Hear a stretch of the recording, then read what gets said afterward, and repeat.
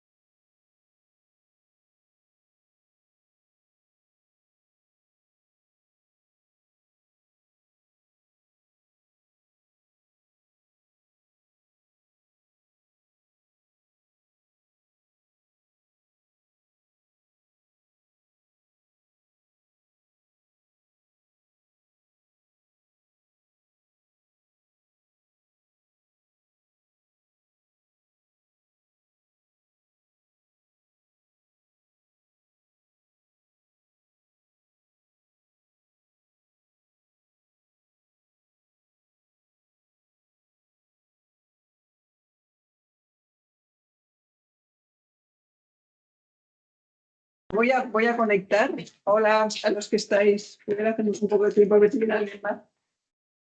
Que no se pierdan esta sesión tan interesante. También es verdad que será, ¿no? El CrossFit no tiene época, ¿eh? Pues ahora me mando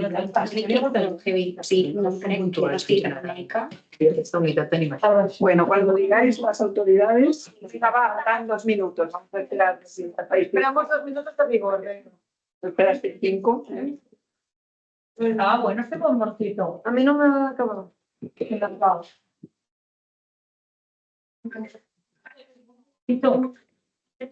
Vamos a ver. No, Aquí siempre. Sí,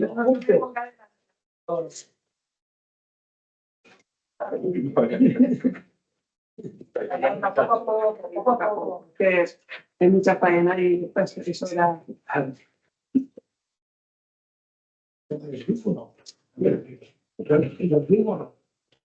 Lo que digáis.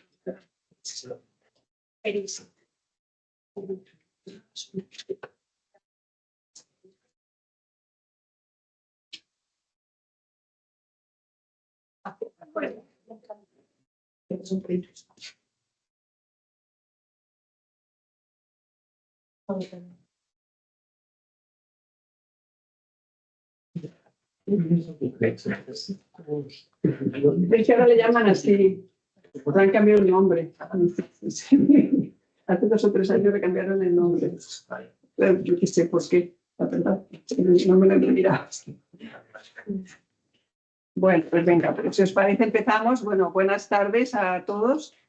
Bueno, quiero empezar resaltando la importancia de este patógeno que aparezca en distintos aspectos. En primer lugar, porque Clostridium difficile, que le han cambiado nombre, se le han Clostridium difficile, se considera un patógeno emergente debido a que la incidencia está aumentando, ya veremos ahora, especialmente en los entornos sanitarios y en relación con el uso de antibióticos, pero también aumenta en la comunidad. Y esto es importante porque, como veremos, en las pruebas diagnósticas, el tratamiento, muchas veces tienen un abordaje que todavía es muy hospitalario. Entonces, este aspecto también es importante. Luego, que es una enfermedad que tiene un impacto personal y sanitario considerable, sobre todo cuando estamos hablando de Clostridium recurrente.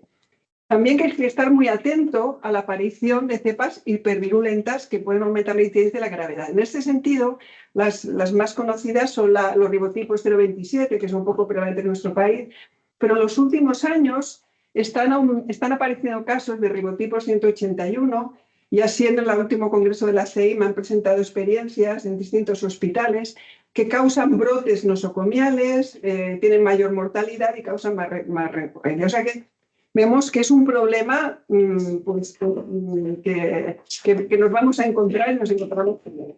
Luego también quiero resaltar la importancia de hacer un abordaje individualizado y multidisciplinario. Esto parece que ya es una tónica en la medicina, pero en este caso también es importante.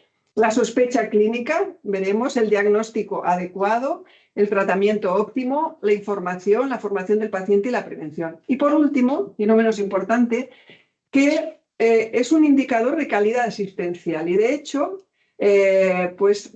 mide el impacto o la eficiencia de programas como el de uso adecuado de los antibióticos y el control de infección, higiene de manos, limpieza ambiental. O sea, es un indicador que lo monitorizamos para ver si estamos atinando con esto o no.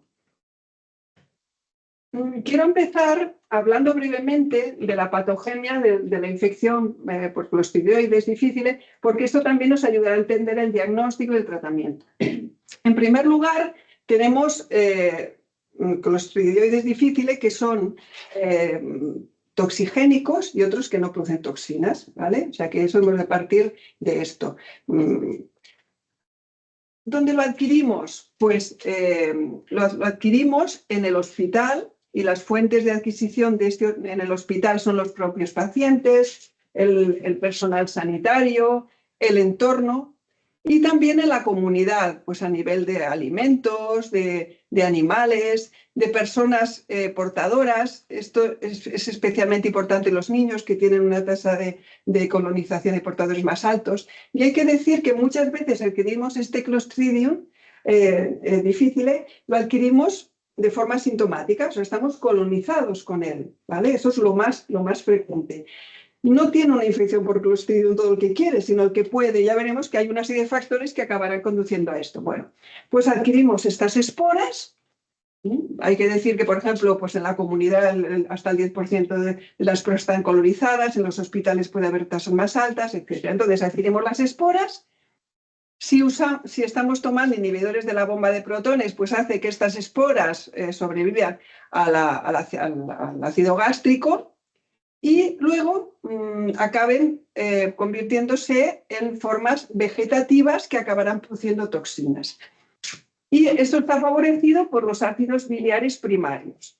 ¿Qué pasa? Que estos ácidos biliares primarios, lo normal es que en presencia de una microbiota intestinal sana, acaben convirtiéndose en secundarios que inhiben la producción de estas formas vegetativas de las toxinas. ¿Pero qué pasa? Pues esta microbiota, sobre todo las fimicutes, se pueden alterar por los antibióticos, la edad, otros medicamentos, etc. O sea que necesitamos de que haya unas ayudas para que el Clostridium acabe haciendo su camino, ¿no?, de germinación y de producción de toxinas. Una vez que produce toxinas, Clostridium toxigénico, porque como ya he dicho hay Clostridiums que no lo son, pues ¿qué pasará? Estas toxinas dañarán el epitelio y de ahí las diarreas que sean con moco, con sangre, con relativa frecuencia, produce una respuesta inflamatoria que en los casos más graves acabará produciendo pseudomembranas, megacolon tóxico. O sea que ya vemos que no siempre que tenemos un Clostridium difficile, pues tiene un significado patogénico. Esto es importante también de cara al diagnóstico y al tratamiento. Por ello, el diagnóstico es hasta cierto punto, ha de tener unos requisitos para considerar que tenemos una infección por Clostridium difficile. El paciente ha de tener diarreas con esta definición de más de 3 deposiciones, 3 o más deposiciones no formadas, consecutivas en menos de 24 horas. O sea, al menos 3 cada día. Y además que tenga algún criterio microbiológico o endoscópico, histológico, en el sentido de que la mayoría de las colitis pseudomembranosas son debidas a Clostridium difficile. Pero en el caso de que tengamos un paciente con diarrea, pues el diagnóstico actual es un diagnóstico algorítmico, ¿no? Tenemos este test, que es un test de antígenos, se pone el eluido de las heces, se pone el reactante y entonces pueden ocurrir 2 cosas. Este test, detecta la glutamato deshidrogenasa, que es una enzima que está muy presente en los Clostridiums difficile y luego nos detecta si ese Clostridium produce toxina o no. ¿Vale? Entonces, si tenemos la GDH positiva, es un test muy sensible para detectar Clostridium, y tenemos una toxina positiva, por esta técnica, pues el microbiólogo nos informa de esto y podemos decir que con seguridad tiene esta infección. Pero ¿qué puede pasar? Que sí que tengamos un Clostridium, pero que el test, que tiene una sensibilidad, pues no es de 100%, nos diga que la toxina es negativa. En ese caso, y es lo que hablo del algoritmo, que ya veremos que lo tenemos en marcha desde el año 2013 o así, pues el microbiólogo ya hace un test molecular para detectar la presencia del gen que produce la toxina, ¿no? Entonces nos dice la detección, indica confirmar con técnicas moleculares y es lo que ocurre.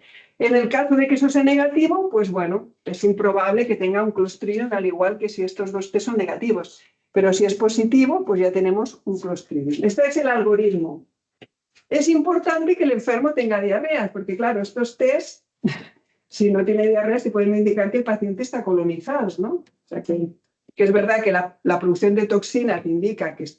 Pero bueno, sobre todo si se usan en algunos sitios, utilizan como primer test técnicas moleculares, puede ser que tú estés diagnosticando un paciente colonizado. O sea, de ahí la complejidad de saber de qué estamos hablando para hacer el diagnóstico, ¿no? No es un hemocultivo que tenemos, ¿vale? Bueno, en este sentido, nosotros la experiencia del hospital pues también fue muy positiva. En el año 2013 se introdujo en el hospital este algoritmo diagnóstico, también coincidiendo con una formación que se hizo desde el BINCAT, a todos los que nos dedicamos a la vigilancia, microbiología, etc. Entonces, se hizo y a partir de aquí se vio que la incidencia aumentó mucho, también la realización de test y el porcentaje de positivos. Y también lo interesante es que aproximadamente un tercio de los pacientes que tenían un Clostridium tenían la toxina negativa, es decir, que si no hubiéramos hecho la PCR se nos hubieran escapado. De ahí que antes lo que hacíamos, que era al cabo de unos días repetir otra vez la toxina, ahora ya estos pacientes, la mayoría, ya los detectamos. O sea que este algoritmo también tiene mayor rentabilidad diagnóstica. Bueno, ¿y cómo estamos en Cataluña? Pues tenemos datos desde el 2009 de vigilancia del BINCAT, que aquí está la incidencia de 59 hospitales que participan en este indicador, y las tasas que damos son de incidencia por cada 10.000 estancias hospitalarias para poder compararnos. Entonces vemos que aquí desde el 2013, antes estaba como más estancado, pues ha ido aumentando de una forma significativa a nivel global, al igual que los casos nosocomiales y los casos comunitarios, ¿no? Aquí pongo las definiciones, luego está relacionado con la asistencia, que es el paciente que ha estado ingresado, pero que lo manifiesta después del alta, ¿no? O sea que, como vemos, es un problema creciente, ¿no? Por ejemplo, en el 2024 se declararon en estos 59 hospitales 2.200 casos con un primer episodio. También quiero insistir en que 2/3 partes tienen más de 60 años, ya veremos que es una patología que es bastante prevalente en personas mayores, y luego que el principal problema se encuentra en nosocomial, relacionado con la atención sanitaria, pero no olvidemos el tema comunitario, pacientes que han estado no han ingresado, pero que han tomado antibióticos en muchos casos, ¿no? Entonces, también es un problema creciente. Y luego lo que decía antes, que es una enfermedad que tiene un impacto muy importante en la calidad de vida. Este estudio analiza a nivel global, a nivel mundial, pues a partir de todas las publicaciones que hay, analiza la carga de la enfermedad por Clostridium difíciles desde el año 90 hasta 2019. Tanto lo que respecta a la movilidad, a la mortalidad, como los años de vida ajustados por enfermedad, discapacidad o muerte prematura, que son los datos, ¿no? Entonces, en color más bien marrón, a partir de 70 años es el color marrón. Entonces, como se ve, va aumentando significativamente la carga de mortalidad como de esta alteración de la calidad de vida. A partir de los 70 va aumentando con los años y sobre todo la mayoría recae a partir de los 70. O sea que vemos que es una enfermedad que es frecuente en personas mayores, porque además en esta tiene un impacto de salud muy importante y de coste sanitario. Por eso que me querré centrar también después en este grupo de edad, ¿no? Y bueno, ya hemos dicho que el diagnóstico hay que enfocarlo en la sospecha clínica. No podemos, y en esto los microbiólogos nos ayudan mucho porque hacen una valoración de las muestras que van a testar, pero también nosotros hemos de sospechar. ¿Y cuándo lo haremos? Pues en un paciente que tenga diarreas y que tenga factores de riesgo que luego comentaremos. La presentación clínica es variable. Puede haber una diarrea leve, incluso autolimitada, hasta colitis fulminante con megacolos tóxico, que este es el miedo que da de estas cepas hipervirulentas que se están detectando. Muchos tienen diarrea, algunos tienen fiebre, dolor abdominal, sobre todo en mi abdomen bajo. Y luego hay unos criterios que las guías del ITSA y europeas definen de gravedad y de complicación de cara también a seleccionar el tratamiento, ¿no? Pues criterios de gravedad sería la fiebre alta, la leucocitosis, el empeoramiento de la creatinina. Y luego complicaciones, pues ya datos que indicarían, pues datos como de megacolon tóxico, enfermedad intestinal, datos analíticos como más severos, ¿no? Y estas definiciones las utilizaremos luego para tratamiento. ¿Qué factores de riesgo son los que más favorecen el Clostridium? Pues en este estudio alemán hacen un análisis multivariado con una serie nacional muy, muy grande, y entonces lo que sí que se ve que verdaderamente con la edad el riesgo aumenta muchísimo, ¿no? Pasamos de 7 veces en relación a los menores de 50, a los que tienen 75 y 79 años, pero los que tienen más de 85, que no es extraño en nuestro medio, pues tienen 40 veces mayor. Que para las personas mayores tienen más disbiosis, inmunosenescencia, reducción de la acidez gástrica, factores que, como hemos visto, pueden favorecer el desarrollo del Clostridium. Pero que muchas veces la edad se acompaña de otros factores, uso de antibióticos que también se detectaron en este estudio, comorbilidades, la insuficiencia renal, la inmunosupresión, enfermedad inflamatoria, quimioterapia, antiácidos, o sea, bueno, muchos pacientes tienen múltiples factores y cuando más factores hay, pues más riesgo hay de desarrollar la enfermedad, y esto también ocurre mucho en el ámbito hospitalario, donde hay mayor exposición, o en las residencias donde hay más exposición a esto. El antibiótico es un aspecto muy importante y de hecho la mayoría de los enfermos que tienen un Clostridium pues han tomado antibiótico, pues a veces no recientemente, sino en la historia, pero ¿quién no toma antibióticos, no? Entonces, influye el tipo de antibiótico, ahora comentaré el número de antibióticos que tomas, la duración del antibiótico, y por esto es un aspecto muy importante de cara a la prevención, incluso cuando está la enfermedad, a controlarla. Entonces, en esta gráfica se ven los que tienen alto riesgo, que serían los que pues, tienen actividad de amplio espectro, anaerobicida, y a los que tienen menor riesgo, pues estaría, por ejemplo, el Septrin, hidrofurantoína, linezolid, bueno, los que tienen un espectro pues, menor, ¿no? Entonces, esto también nos hace pensar que a veces si hemos de seguir con un antibiótico, busquemos el antibiótico que menos impacta cuando tenga un enfermo un Clostridium. Bueno, y una vez que el enfermo tiene un primer episodio de Clostridium, ¿cuál es la historia natural? Pues afortunadamente el 85-90% se curarán con los tratamientos, pero hay un 10 o un 15% que fallecerán, y aquí los factores de riesgo pues son los esperables, la edad, muchas veces acompañada de enfermedades graves, inmunosupresión, ribotipos hipervirulentos, son los que más mortalidad habrá. Y un 15 de estos que en principio se curan, pues habitualmente a partir de las 2 semanas se habla de recurrencia una vez que has acabado el tratamiento y los síntomas han desaparecido, que vuelve a tener otra vez síntomas, y habitualmente entre 2 y 8 semanas, pero pueden ocurrir, la mayoría ocurren dentro de las 4 semanas, ¿no? Hay que tener en cuenta que a veces después de la infección queda una alteración del ritmo deposicional, que no hay que considerar una recidiva, sino que es un empeoramiento clínico franco. Entonces, estos pacientes pues, luego tienen más riesgo de presentar una siguiente recurrencia. Y los factores pues, son aquellos asociados con la inmunidad, edad, inmunosupresión, la disbiosis. También influye mucho en la recurrencia la gravedad del episodio inicial, un episodio más grave, con la toxina positiva, incluso con unas CTs cuando hay estudio molecular más bajas, o que la diarrea cuesta en solucionarse, el antibiótico que demos, ya comentaremos, la exposición repetida, los ribotipos, etcétera, o el que ha tenido infección previa. Por tanto, vemos, hay unos grupos de riesgo, edad, inmunosupresión, que son los que concentrarán la mayor carga de enfermedad y en los que probablemente tengamos que centrar los mayores esfuerzos para prevenir estas recurrencias, ¿no? Y en ese sentido quiero analizar brevemente los ancianos y los inmunodeprimidos. Bueno, en nuestra serie que tenemos del 2009 hasta el 24, vemos que el 42% tienen más de 75 años. O sea que como población, esta enfermedad es un grupo muy importante, una persona mayor que tiene otras cosas, y 27% tiene más de 80 años. Entonces, en estos pacientes la incidencia es mayor, potencialmente más grave que los jóvenes, tienen mayor morbilidad, más recurrencias, necesitan más ingresos, se van más a centros y hay un mayor deterioro funcional en cada recurrencia. Por eso es un grupo en el que hemos de optimizar la prevención, el tratamiento, como comentaremos después.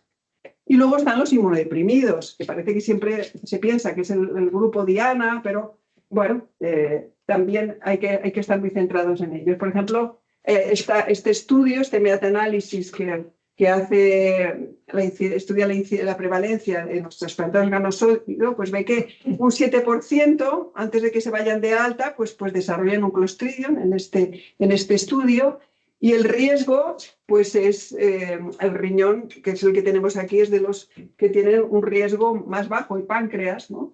Luego hay otros que tienen más alto, pero bueno, luego hay que decir que la mayoría de los episodios ocurren más tarde, pues en relación a los factores que hemos ido comentando. Sí que es verdad que estos tienen mayor pronóstico en tasa de recurrencia, mortalidad, pérdida de injerto, o sea que es un evento muy desfavorable para estos pacientes, ¿no? En el riñón que tenemos en nuestro centro, pues el impacto del Clostridium se hace en esta serie americana, en la que miran más de 500.000 de trasplantes y tienen una prevalencia de 2,4 y sobre todo es en los primeros 6 meses de trasplante cuando hay más inmunosupresión, más antibiótico. Muchos son personas mayores y aquí sí que se asocia con mayor insuficiencia renal, ingreso en UCI, mortalidad, mayor estancia hospitalaria, aunque aquí no observaron diferencias en la tasa de rechazo entre lo que hacían Clostridium o no. O sea que, como vemos, también eso tiene un impacto importante. En el paciente oncohematológico, este es un estudio que realizó Pedro en una serie de un estudio multicéntrico, retrospectivo, 3 hospitales australianos y el clínico, y miraron pues, 547 pacientes con operaciones sólidas y oncohematológica, si bien no eran todos primeros episodios, ¿no? Entonces, eran infecciones pues, 20% graves y 11% complicadas. Llama la atención que para la época en la que era, 2020-2022, se usa mucho metronidazol, muy poca fidaxomicina y tampoco otros tratamientos como más avanzados, ¿no?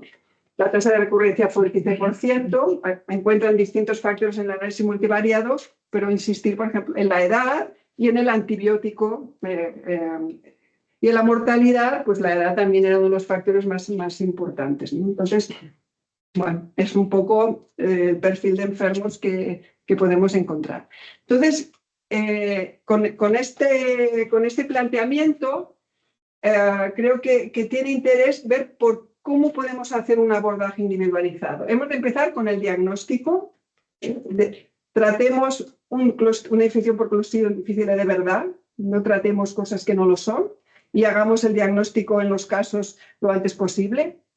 También a ver si podemos detectar a los pacientes que vayan a tener peor pronóstico de recidiva o mayor impacto en cuanto a reingresos. Vamos a ver si esos pacientes los podemos detectar y darles lo mejor que tenemos, ¿no? Y luego elegir el tratamiento según las guías, consultar. Algunos estudios también hablan de que la consultoría de enfermedades infecciosas ayuda a optimizar el tratamiento. Y no olvidar otras medidas como suspender, siempre que se pueda, reducir el espectro de los antibióticos, los inhibidores de los protones y luego la prevención. Es muy importante. Lo mejor es que el enfermo no acabe teniendo un Clostridium, ¿no? Entonces, el diagnóstico adecuado. ¿A quién le hemos de solicitar la toxina? Pues bien, hay que tener en cuenta, teniendo en cuenta, como hemos dicho, de que entre un 10 y un 25 de pacientes hospitalizados están colonizados, y que si realizamos un test a estos pacientes, sobre todo técnicas moleculares, puede aumentar falsamente la incidencia de Clostridium y el tratamiento es innecesario. De hecho, hay algún estudio que dice, cuando analizan los casos, ven que un 15% de los casos nosocomiales era el diagnóstico inapropiado. Analizan y ven que es una diarrea que se autolimita, que no tratan, etc. Y incluso, aquí no pasa porque los test se hacen en pacientes que tienen diarrea, en este hospital, pues el 11% de los pacientes en los que se recogía la muestra en el momento de la recogida no tenían diarrea. O sea, esto aquí ya no pasa en el filtro. Luego también el 19% en este otro estudio habían recibido laxantes en las últimas 48 horas. Claro, el tomar laxantes no quiere decir que no tenga un Clostridium, pero sí que hay que valorar que no sea un efecto del laxante que se autolimite, ¿no? Que por la clínica pues hay que valorarlo. Entonces, las guías de LITSA dicen que no testemos pacientes sin diarrea, ¿no?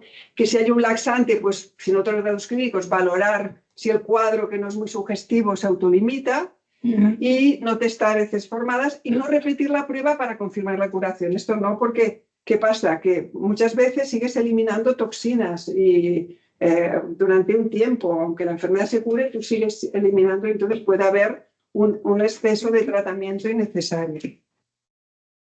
Bueno, y podemos seleccionar cuáles son los que tienen más riesgo de recidiva. Para estos ponerles toda la armamentística, incluso la más cara, porque aquí el tema del tratamiento ya veremos que es un tema de precio, ¿no? Pues hay distintos estudios. Esta revisión analiza pues distintos scores. Un doctor que ha trabajado mucho es el doctor Cobo, el doctor Javier Cobo de Madrid, que ha trabajado mucho y ha elaborado un score. Y la verdad es que, bueno, ponen los factores que hemos visto antes, edad, pues bueno, factores de riesgo conocidos, y analizan pues como un pronóstico la recurrencia, el fracaso del tratamiento, mortalidad, etcétera.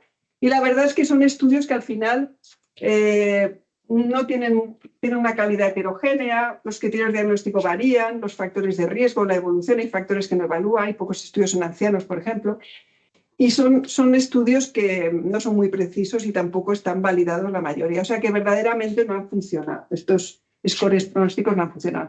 Incluso se ha metido aquí la inteligencia artificial para este estudio, pues acaba haciendo una cohorte hospitalaria de 1.160 pacientes, miran 52 variables clínicas, buscan factores de mal pronóstico y bueno, acaban haciendo un modelo que la curva de error de 0,8 para gravedad y 0,6 para la recurrencia, y acaban encontrando un modelo con una serie de variables que son variables que nos suenan a que son factores de riesgo, incluyendo el umbral de ciclos de la PCR, etcétera. Pero bueno, son estudios que todavía están pendientes de validar. Tampoco detectan factores posteriores al episodio, es decir, si es enfermo, le sigues poniendo antibiótico, pues también ayudará a que vaya mal. Esto es el momento en el que vienen. O sea que en esto todavía no se ha avanzado mucho. Otro estudio también analiza detectar. Otro estudio también intenta identificar en este estudio los pacientes que tienen mayor impacto de la recurrencia, que reingreses. Entonces, en este estudio lo que ven que cuantos más número de factores de riesgo tienes, por ejemplo, edad, insuficiencia renal, inmunosupresión, etcétera, pues tienes mayor riesgo de reingreso. Concluyendo que probablemente al que tenga muchos factores de riesgo de recurrencia, pues tendremos que hacer un tratamiento más optimizado, ¿no? O sea que eso sería un poco la conclusión. ¿Y cuál es el tratamiento que tenemos? Pues la verdad es que en el tema de antibióticos está bastante estancado, ¿no? El metronidazol es activo, la vancomicina, que se empezó a utilizar en el año 78, y la fidaxomicina, que es un poco que es el de primera línea, que es del 2011. O sea que verdaderamente es un tema que está un poco... Hay otros antibióticos que son activos, ticoplanina, tiqueciclina, que se puede utilizar en algunas formas complicadas porque tiene un espectro más amplio, rifaximirina. Y hay fármacos en investigación, pero son muy pocos. Algunos, cadazolid, sudotomicina, se han interrumpido en fase 3 porque los estudios de la inferioridad con vancomicina no han sido adecuados. Y ahora están en fase 3 el riluzole y el ibezapolstat, y lo he escrito bien, pues están en fase 2. O sea que está la cosa un poco parada, ¿no? Anticuerpos monoclonales, es decir, a ayudar a la inmunidad, un anticuerpo antitoxina para evitar que la toxina es del año 2017, que aquí se participó en el estudio. Entonces, esto estaría indicado en las recurrencias después del tratamiento antimicrobiano estándar. ¿Qué pasa? Que se ha dejado de fabricar, la empresa lo ha dejado de fabricar, simplemente es un tema comercial, no disponemos de él ahora. O sea que esto también se nos ha caído. Y lo que sí que tal vez se está avanzando más, bueno, de la cirugía, los casos complicados, y lo que sí que se está avanzando más es en el tema del trasplante de microbiota fecal, que de momento se ha indicado para las recurrencias múltiples, y hay alguna aproximación, algún estudio en los casos refractarios, pero no se dio indicación ahora. O sea que este es el enfoque. Y en las vacunas hay alguna investigación, pero sobre todo sería para prevención de la recurrencia. O sea, como vemos, es un tratamiento todavía, pues hay mucho por avanzar todavía. Entonces, ¿cuál es el objetivo del tratamiento? Pues curar la infección, pero sobre todo reducir las recurrencias. Y en este sentido, esas son las guías de Litsa, que nos dicen que el preferido es la fidaxomicina, pero que la implementación depende de la disponibilidad de recursos. Hay que decir que respecto a la vancomicina, pues el coste del tratamiento es muy superior y esta es una limitación del tratamiento. La alternativa sería la vancomicina, que es una alternativa aceptable, y aquí pone el metronidazol para casos no severos, pero bueno, hoy en día no se usa. Entonces, sí que ya hay datos con estudios de calidad, estudios realizados, en la que sí que se ve que no hay diferencias en la curación clínica de las formas leves, pero las formas graves y de cara a las recidivas, pues es peor que vancomicina y que fidaxomicina. O sea que lo tendríamos que utilizar como una tercera línea.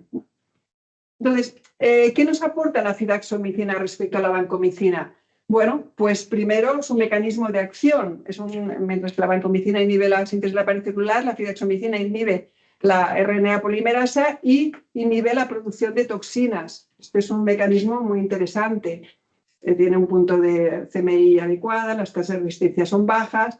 También nos disminuye la esporulación, inhibe las biopelículas, tiene un efecto posantibiótico más prolongado y es más eficaz en la prevención de las recidivas, posiblemente por todos estos datos que he comentado, y también tiene menos riesgo de selección de enterococo resistente a la vancomicina, tiene un espectro como más limitado, ¿no? O sea, esto ha hecho pues, que se haya posicionado como primera línea dentro de la disponibilidad económica.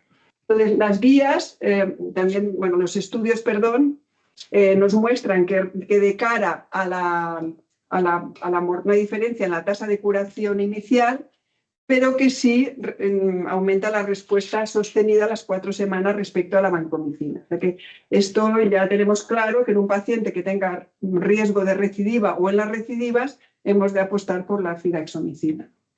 Entonces, las guías de la Sociedad Europea intentan pues, ser posibilistas y adoptar distintas situaciones. Entonces dicen que como tratamiento inicial la fidaxomicina, especialmente en pacientes con riesgo elevado de recurrencia, probablemente es el paciente que tenga más factores de riesgo, reprimidos. Alternativa a la vancomicina, la fidaxomicina son 200 cada 12 horas. Luego, el fluoxetuximab ya lo quito. Y el metronidazol lo deja para opciones, pues si no hay otra cosa, ¿no? En las primeras recurrencias, fidaxomicina, y en las siguientes recurrencias ya que había que optar por el trasplante fecal. En las formas graves daríamos vancomicina oral o local y metronidazol endovenoso, porque por la circulación enterohepática llegaría. Y esta sería... Entonces, nosotros ahora, en la subcomisión de antibióticos, se ha modificado el protocolo que había desde el 2023, que ya incluía la fidaxomicina, pero ahora se pone como tratamiento estándar del primer episodio de la vancomicina, pero sí hay riesgo de recurrencia, que aquí serían los pacientes inmunodeprimidos y los pacientes mayores, pero con algún otro factor de riesgo de los que se consideran que aumenta el riesgo de recidiva, presentación grave, un episodio previo, que no responda al tratamiento inicialmente, pues esos pacientes se podría dar fidaxomicina. Hay 2 pautas para dar la fidaxomicina, la estándar o la extendida, que tiene como ventaja, son equivalentes, no hemos dado diferencia, pero como ventaja tienen en que a ese enfermo, pues probablemente lo proteges hasta el día 25. Si tú estás pendiente de hacer una quimioterapia o una cirugía, pues alargas el tiempo en riesgo a que aparezca el Clostridium, ¿no? Y bueno, lo demás no cambia mucho. Esto está disponible en la intranet. Entonces, el trasplante de la microbiota fecal, pienso que sí que se ha avanzado bastante y lo que pretende es la transferencia de heces de un donante sano al tracto gastrointestinal de un paciente, del paciente. Entonces, es seguro y eficaz, incluso un primer trasplante pues, tiene una eficacia del 90%. Y está indicado de momento en la recurrente. Claro, los protocolos es complejo, selección del paciente, preparación de infusión, administración, y eso pues hace que incluso el tema de la regulación, de la estandarización, haga que de esta forma sea limitada. Además es necesario monitorizar los riesgos que no están descartados, pues de que admiten microorganismos vivos, incluso patógenos desconocidos, mecanismos de resistencia o efectos a largo plazo de la activación de la microbiota. Siempre que se hace un trasplante hay que vigilar al enfermo. Aquí quiero poner que nosotros antes sí que se montó un protocolo aquí en el hospital con la colaboración de microbiología y digestivo en forma de administración colonoscópica, pero ahora los últimos que ha habido se mandan al hospital de Belviche, donde han hecho una unidad de trasplante con un banco de microbiota que procede de donante y que incluso dice que pueden facilitar a pacientes ingresados a otros centros, ¿no? Y también plantean de que van a iniciar programas experimentales. Esto es en la página web de ellos. Entonces, ahora lo que hacen es un trasplante de microbiota fecal con cápsulas liofilizadas y, bueno, es más fácil de dar por vía oral. Esto es un poco lo que se hace ahora. Y en lo que también se está avanzando mucho es en los productos bioterapéuticos, es decir, aquellos productos medicinales con microorganismos vivos, excluidos el trasplante fecal y la terapia génica. Entonces, esto probablemente nos permita estandarizar el tratamiento de estas recidivas, pues porque son productos elaborados de una forma más protocolizada. Igualmente estarían indicados después del tratamiento del eficio por clostridium. En esta revisión, es muy interesante, habla de los distintos tipos que hay, que están comercializados en Estados Unidos, aprobados por el FDA, basados en heces completas de donantes, o procesados en los que tratan con etanol, inactivan y aparecen esporas de Firmicutes, y luego, sobre todo, los que son clonales, ¿no? A partir de muestras de banco, pues hacen desarrollos clonales de una sola cepa, pero lo que más interés tiene son estos consorcios de bacterias. La más conocida es esta, la Vendata, que bueno, aquí también se está participando en el estudio, y ahora está en fase 3, en la que incluye 8 cepas comensales de Clostridium. Hemos dicho que todos los Clostridium no son malos y hay algunos que son buenos, ¿no? Y otros microorganismos, y se administra en forma de 10 cápsulas cada día, durante 14 días, y esto es lo que hace es prevenir las recidivas. O sea que por aquí probablemente vayan las cosas para esta y para otras cosas, ¿no? Y ya para finalizar, quería hablar de la prevención, la importancia de la prevención y del control, ¿no? Pues hay que vigilar, hemos de saber lo que tenemos para detectar pues, aparición de cepas, brotes, etcétera, el diagnóstico adecuado, y luego una vez que tenemos el paciente, las precauciones de contacto con material de uso exclusivo, higiene de manos con jabón, porque las esporas, el alcohol no es eficaz, hay que hacer agua y jabón. Optimizar el uso de antibióticos y luego la formación de personas familiares y, bueno, hay algunas cosas que se han de monitorizar, la limpieza, que, perdón, ha de ser con lejía, con un esporicida, la limpieza ambiental.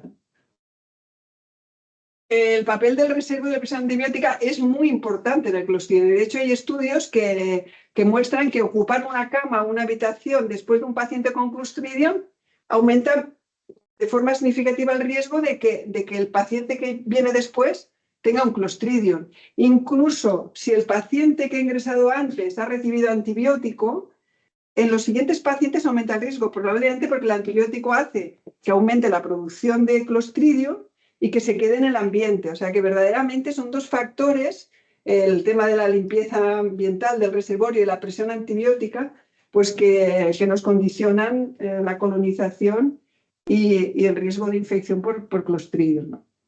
Y aquí os quiero presentar la experiencia del hospital. No son datos que no están publicados, pero es para que veáis, del año 2009 al 2024 y más de 1000 casos. Vemos que la edad es una edad avanzada.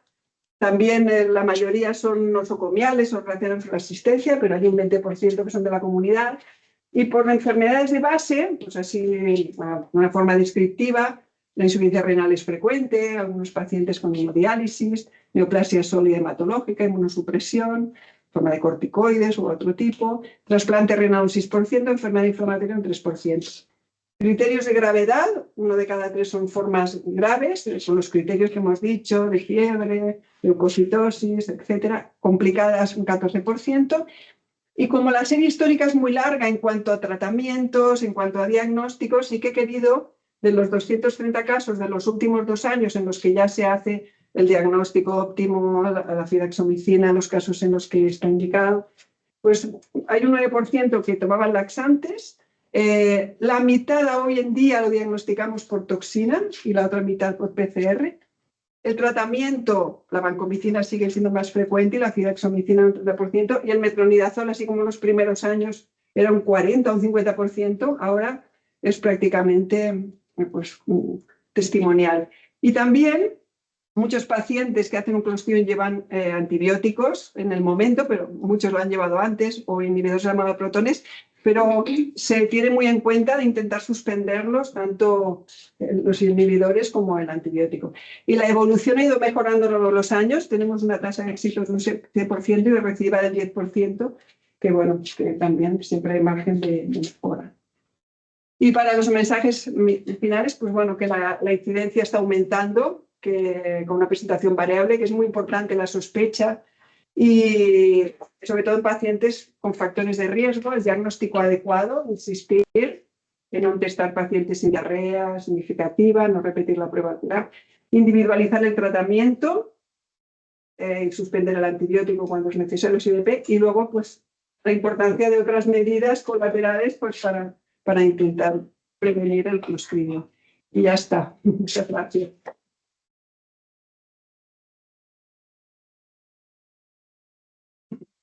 ¿Queréis preguntar algo o comentar? Jo diria que si la virulència de la toxina, proporcionalment hi ha diferències entre la comunitària i l'hospitalària, o no té per què això? No. Son los factores de riesgo. El hospital probablemente te marque que es un paciente con otros factores o más factores de riesgo o más riesgo de colonización, más riesgo de coger el Clostridium, pero no. Lo que sí que hay el principal mecanismo de virulencia es la toxina, pero hay cepas que son como hipervirulentas, que tienen estas toxinas más virulentas. Sí, lo que pasa es que sí que es verdad que estos brotes que ahora han presentado, sobre todo serán en el ámbito hospitalario, donde más se han desarrollado los casos. Gracias. ¿Y qué factores hacen que o son totalmente distintos los toxigénicos y los no toxigénicos? ¿O es el mismo que pasa a ser toxigénico? Es que no lo recuerdo. Es que, bueno, tienen un gen de resistencia, o sea, son los mismos Clostridiums, pero tienen es el Clostridium difficile, pero unos tienen los genes estos de producción de toxina, que es un gen, y algunos son genes más virulentos. Porque tener clostridios en nuestras heces es bueno. Sí, incluso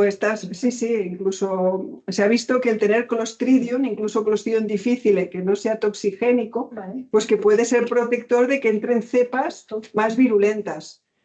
Hombre, probablemente... Serían distintos, sí, ¿no? Sí, Dices que tienen un gen que los otros no tienen. Sí. Pero que incluso también, si tú puedes tener un Clostridium difficile toxigénico y fuera de una presión antibiótica hospitalaria, pues o sea, es un colonizador. La disbiosis, exacto. Igual estamos colonizados y hay pocos toxigénicos y muchos no toxigénicos. Es este equilibrio. Buenos favorecedores, favorecedores no, protectores, quiero decir.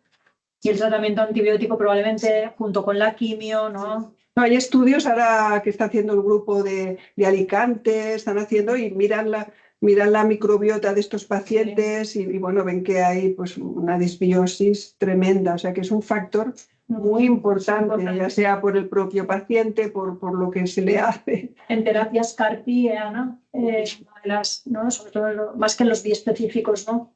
Las infecciones por clostridioides son también un problema o una consecuencia. Los que tienen AIDS también que tienen disbiosis, no tienen factores.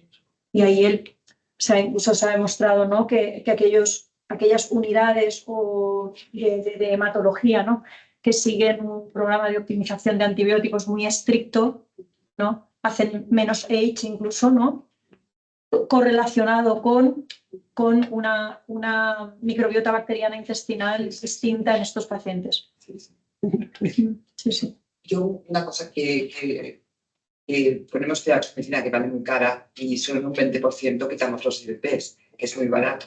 Entonces, es sorprendente porque antes los quitábamos más que ahora, solo un 20%. ¿no? En este último año. Y pensemos que es un factor de riesgo de recurrencia en todos los estudios. Sí, posiblemente una cosa no quita la otra, pero o el antibiótico, pero que son medidas que tienen impacto en la recidiva, ¿no? Y luego que todos los Clostridiums tienen que ir al estudio del Vedanta. Sí. ¿En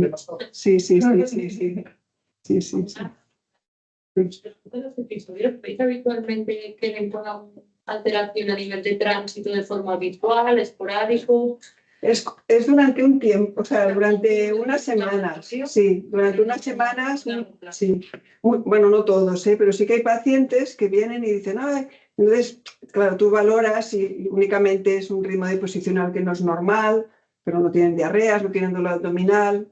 Y sí, bueno, yo les digo que es que como si fuera un campo que les queda arrasado sin ninguna flor y que hay que volver a crecer las florecitas allí. Digo, esto que tiene que tomar su tiempo. Pues muy bien, pues muchas gracias. Com a curiosidad, tenías una amiga atenta y llavors un tipus atenta, ¿no? No.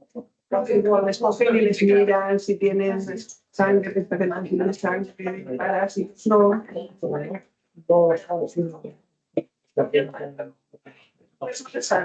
Y antes, por ejemplo, los pacientes de banco, que eran familiar, un poco para intentar, yo creo que para que nuestra familia tendría alguna cosa de obesidad,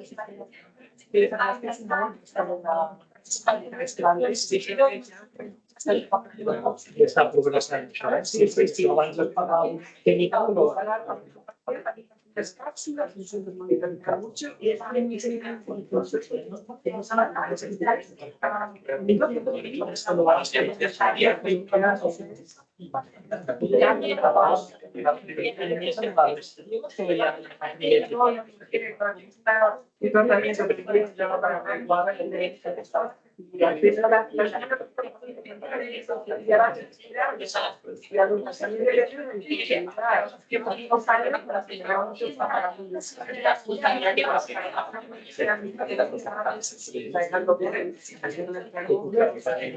Això no avançarà ni que al final inclús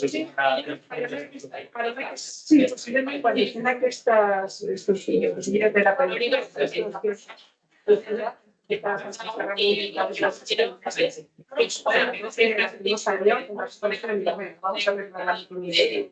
Sí, no es un campo de... és molt interessant, sí. No, perquè jo un tema que no... Porque es simple, porque además el tratamiento es un poco... Però, de totes maneres, també el tema de la prevenció a nivell hospitalari, perquè aquí podem anar fent ciència, però...